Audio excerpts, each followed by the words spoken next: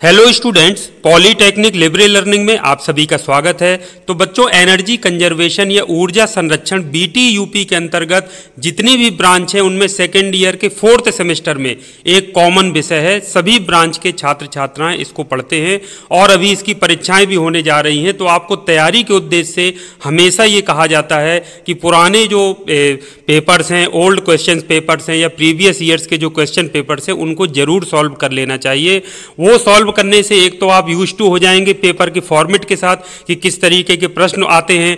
आप हिंदी और इंग्लिश में जरूर देखें। जो हिंदी मीडियम के स्टूडेंट्स हैं और जो ज़्यादा अनुपात में हैं पॉलीटेक्निक की अगर हम बात करें तो वो क्या करते हैं, अंग्रेजी को छोड़ते हैं, अवॉइड करते हैं, हिंदी पर ज़्यादा फोकस करते हैं।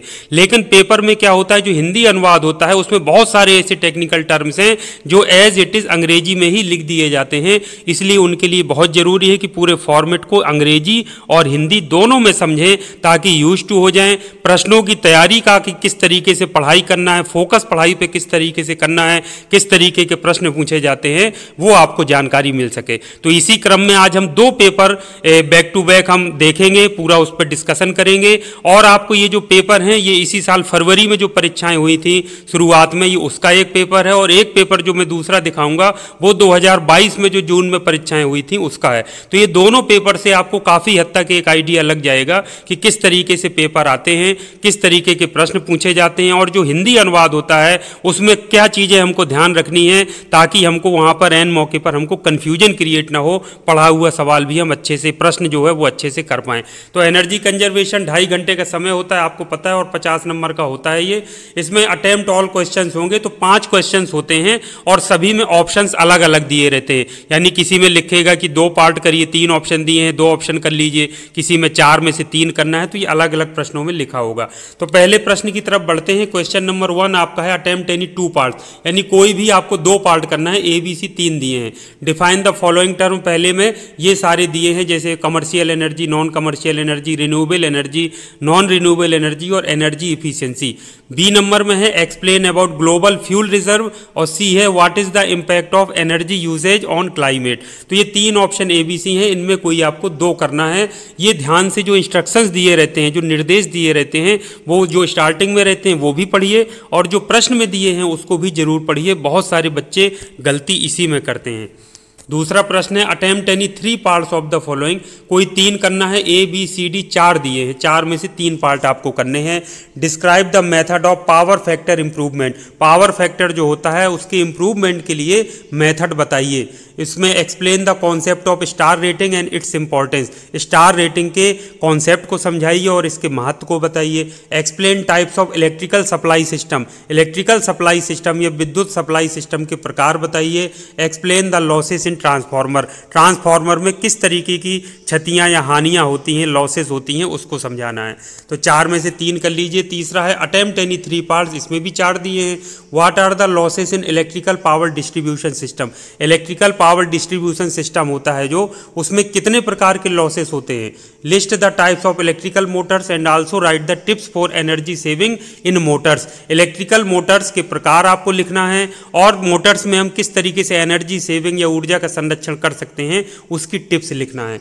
सी है explain types of air compressor and it's applications, air compressor कितने प्रकार की होती है, इसके प्रकार, इसके एप्लीकेशंस, अनुप्रयोग लिखिए। और explain how energy is saving in HVAC and refrigeration system, HVAC और जो रेफ्रिजरेशन सिस्टम होता है उसमें हम एनर्जी यानी ऊर्जा को कैसे बचत कर सकते हैं, सेव कर सकते हैं, इस बारे में आपको पूरा समझाना है। तो ये तीसरा प्रश्न हो गया। चौथे की तरफ बढ़ते हैं। अटेम्प्ट एनी 2 पार्ट, इसमें 3 दिए हैं। पहला है describe the energy efficiency opportunities in DG system, DG system में जो एनर्जी इफिशिएंसी की अपॉर्चुनिटी या अवसर होते हैं उनको आपको बताना है। बी है explain the concept of energy efficiency ratio, energy efficiency ratio मतलब ऊर्जा दक्षता अनुपात कहते हैं, इसके कॉन्सेप्ट को समझाना है। और सी है explain lux, lumen and efficacy, ये समझाना है। तो 3 में से कोई 2 कर लीजिए। Attempt any 2 parts of the following, इसमें भी 3 दिए हैं, 2 करना है। Define energy audit, energy audit को परिभाषित करना है and prepare it's reporting format. इसके रिपोर्टिंग फॉर्मेट को आपको बताना है या तैयार करना है कि कैसे एनर्जी ऑडिट का रिपोर्ट फॉर्मेट तैयार किया जाता है। बी है explain concept and types of को जनरेशन सिस्टम। को जनरेशन या सह उत्पादन प्रणाली क्या होती है, उसके कॉन्सेप्ट को समझाना है और कितने प्रकार की होती है इसको बताना है। सी है explain the energy conservation in boilers and furnaces. जो बॉयलर होते हैं और फर्नेस होते हैं उनमें एनर्जी कंजर्वेशन यानी ऊर्जा का संरक्षण कैसे किया जाए इसके संबंध में आपको एक्सप्लेन करना है, बताना है। तो ये बच्चों 5 प्रश्न हो गए। हिंदी मीडियम वाले अंग्रेजी वाले प्रश्नों को जरूर ध्यानपूर्वक समझेंगे, उसका क्या मीनिंग होता है, क्या आंसर देना होता है, इसको जरूर समझेंगे। क्योंकि मैं अब हिंदी का अनुवाद आपको बताता हूँ। हिंदी में बहुत सारी चीज़ें उन्होंने एज इट इज़ लिख दी हैं, अगर आपको नहीं पता होगी इंग्लिश में तो आता हुआ भी आप नहीं कर पाओगे। पहला तो निम्नलिखित में से किन्हीं 2 भागों के उत्तर दें। ठीक है, आवासा दिए हैं तो पहले में हमें व्यावसायिक ऊर्जा, गैर व्यावसायिक ऊर्जा, नवीकरणीय, गैर नवीकरणीय ऊर्जा दक्षता, इस सबको परिभाषित कर दीजिए। दूसरा है वैश्विक ईंधन भंडार के बारे में बताएं। ठीक है, जलवायु पर ऊर्जा के उपयोग का क्या प्रभाव पड़ता है ये आपको बताना है। तो पहला प्रश्न हो गया। ठीक है, दूसरे प्रश्न की तरफ बढ़ते हैं। किन्हीं 3 भागों के उत्तर दें जिसमें 4 पार्ट थे। शक्ति कारक सुधारकों के, शक्ति कारक सुधार तरीकों का वर्णन करें।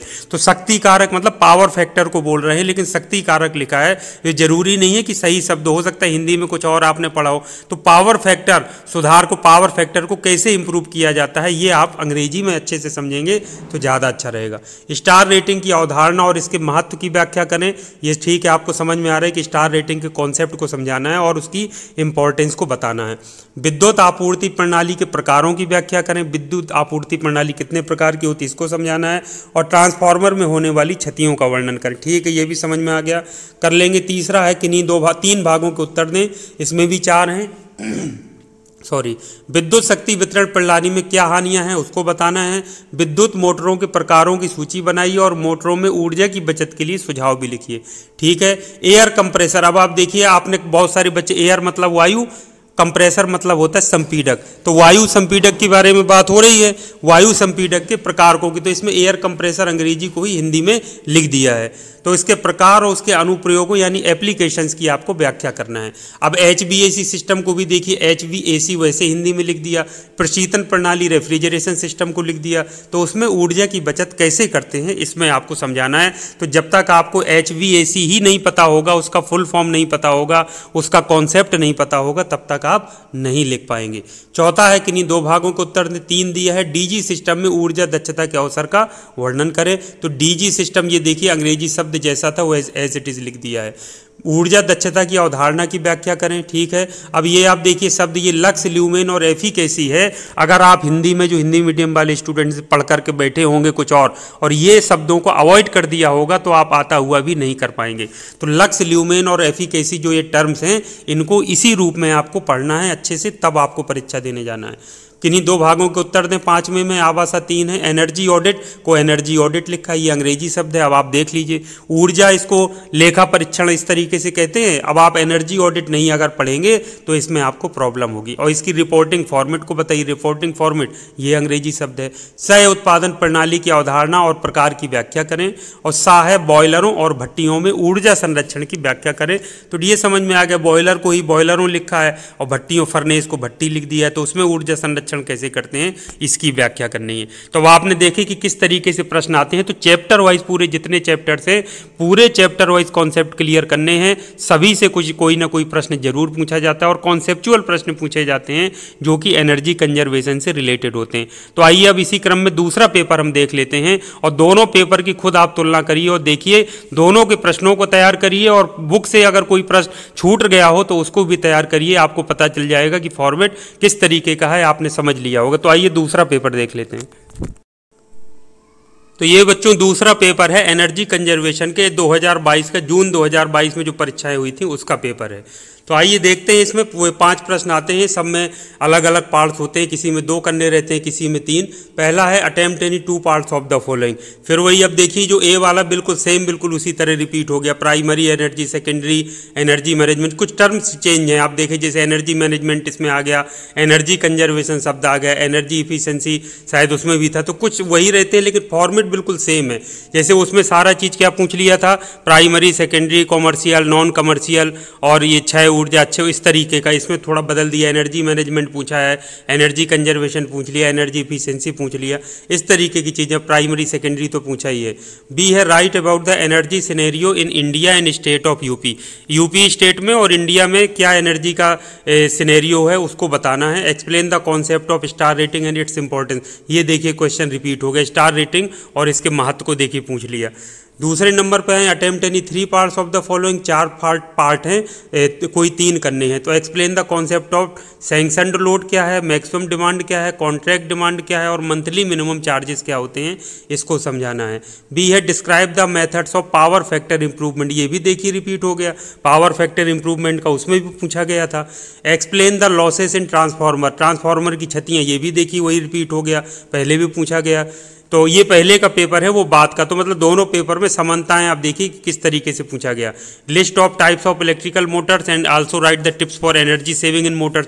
मोटर के प्रकार, विद्युत मोटर के, और उसमें एनर्जी सेविंग कैसे कर सकते हैं उसका देखिए। ये जो पेपर है देखिए 30 जून को पेपर हुआ था, इसका 30/6/2022 का, और वो पेपर कौन सा था, फरवरी 2023 का, जो स्पेशल बैक पेपर भी एग्जाम होते हैं उसका पेपर था। तो ये आप देखिए कितने पेपर जो क्वेश्चन से आपस में मिल रहे हैं, क्योंकि जब सिलेबस सेम है तो कुछ ना कुछ वही रिलेटेड है, वही पूछा जाता है। तीसरे में आइए explain how energy is saving the in HVAC and refrigeration system. मतलब रेफ्रिजरेशन सिस्टम और HVAC का ये भी देखिए रिपीट हो गया, कैसे ऊर्जा की बचत करते हैं। Describe the energy efficiency opportunities in DG system, ये भी देखिए रिपीट हुआ है एक तरह से। Explain the energy conservation in boiler and furnaces, ये भी देखिए रिपीट हुआ है, बॉयलर और फर्नेसेस में ऊर्जा संरक्षण कैसे करते हैं। Right the tips for energy savings in cooling towers, cooling tower में ऊर्जा की बचत कैसे करते हैं इसको बताना है। तो 4 पार्ट में 3 पार्ट करने हैं। चौथा है बच्चों आपका answer any 2 parts of the following. पहला है a write the salient features of ECBC। अब आप देखिए ECBC, अगर आपको ECBC का फुल फॉर्म नहीं मालूम होगा या उसका अर्थ नहीं जानते होंगे तो आप इसको नहीं कर पाएंगे। तो ECBC की विशेषताएं आपको बताना है। Write the benefits of waste heat recovery, waste heat recovery का बेनिफिट्स या लाभ क्या हैं। Explain the concept of energy efficiency ratio, ये भी शायद उस पेपर में पूछा गया था तो रिपीटेड लग रहा है। Attempt any 2 parts of the following, इसमें 3 में से कोई 2 करना है। Explain the energy saving tips in lighting and transport, lighting में और ट्रांसपोर्ट में ऊर्जा बचत के आपको टिप्स बताना है। Define energy audit and prepare it's reporting format, देखिए ये भी प्रश्न बहुत पूछा जाता है, उस पेपर में भी पूछा गया है। और सी है write the salient features of energy conservation act 2001, energy conservation act 2001 और एनर्जी कंजर्वेशन अमेंडमेंट एक्ट 2010 को आपको इसकी विशेषताएं लिखनी है, सेलिएंट फीचर्स आपको बताना है। अब आइए हिंदी में देख लेते हैं। अंग्रेजी मीडियम वाले तो देखेंगे ही अंग्रेजी मीडियम वाला, लेकिन जो हिंदी मीडियम के बच्चे हैं वो दोनों पेपर को देखेंगे ताकि यूज टू हो जाएं। और बहुत सारे जो टर्म्स ऐसे होते हैं हिंदी में अनुवाद में लिखे होते हैं कि जो अंग्रेजी वाले पेपर को देखने में ही समझ में आते हैं। तो अब आप देखिए 2 भागों करना है। ये निम्न वक्तव्यों की व्याख्या करें। वक्तव्यों को देखिए कैसा शब्द लिखा हुआ है, प्राथमिक, द्वितीयक, ऊर्जा प्रबंधन, ऊर्जा संरक्षण, ऊर्जा दक्षता, ठीक है, सिंपल शब्द है, हिंदी में यही बोलते हैं। भारत और उत्तर प्रदेश राज्य में ऊर्जा परिदृश्य के बारे में लिखें, ठीक है। स्टार रेटिंग की अवधारणा, इसके महत्व की व्याख्या करें, ठीक है।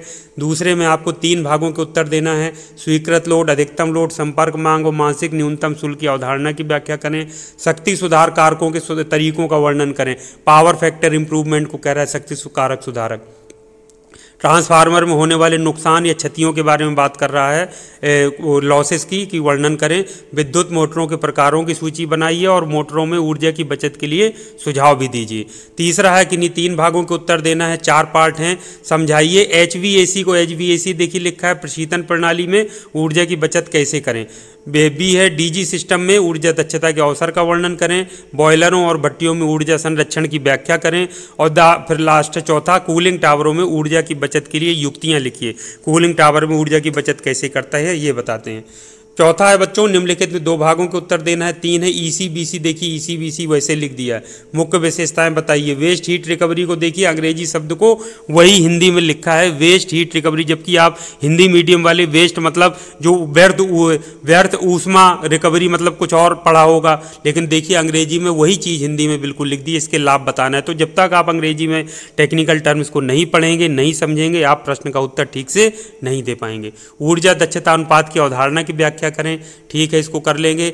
किन्हीं 2 भागों के उत्तर दीजिए। इसमें भी 3 पार्ट हैं। प्रकाश और परिवहन में ऊर्जा बचत के तरीकों की व्याख्या करिए।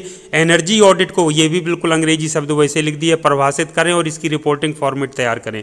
ऊर्जा संरक्षण अधिनियम 2001 और ऊर्जा संरक्षण संशोधन अधिनियम 2010 की मुख्य विशेषताएं आपको लिख देना है, तो आप लिख सकते हैं। तो इस प्रकार से बच्चों आपने दोनों पेपर देखे, दोनों पेपर की आप तुलना करिए कि बहुत सारे प्रश्न हैं जो रिपीट भी होते हैं। कॉन्सेप्ट, अब सिलेबस वही है तो आएगा उन्हीं में से, तो ऑब्वियस सी बात है कुछ प्रश्न तो वैसे पूछ ही लिए जाते हैं, तो हो सकता है घुमा करके दूसरे तरीके से पूछ लिए जाएं। तो आप चैप्टर वाइज सारे प्रश्न मेन जो कॉन्सेप्ट है उनके उत्तर जानिए और पुराने पेपर ये दोनों जरूर सॉल्व कर लीजिए ताकि आप यूज टू हो जाएं। अंग्रेजी में प्रश्न कैसे पूछे जाते हैं, हिंदी में क्या रहता है, कैसे आपको आंसर देना है, क्या कॉन्सेप्ट पकड़ करके चलना है, ये पूरी प्रैक्टिस अच्छे से कर लीजिए ताकि जो आपके आगे आने वाले जून में जो पेपर होने हैं तो बहुत अच्छे से आप उनको कर सकें और आपके अच्छे नंबर आने के साथ साथ में आपको ये जो सब्जेक्ट है ये बहुत अच्छा टेक्निकल सब्जेक्ट है, इसका अच्छा नॉलेज भी आपको प्राप्त हो सके और ये आगे चल करके आपके काम जरूर आएगा। तो thank you very much. Practice करते रहिए, पढ़ाई करते रहिए, मेहनत करते रहिए। फिर मिलेंगे नेक्स्ट वीडियो में, तब तक के लिए थैंक यू वेरी मच। आप सभी का दिन शुभ हो।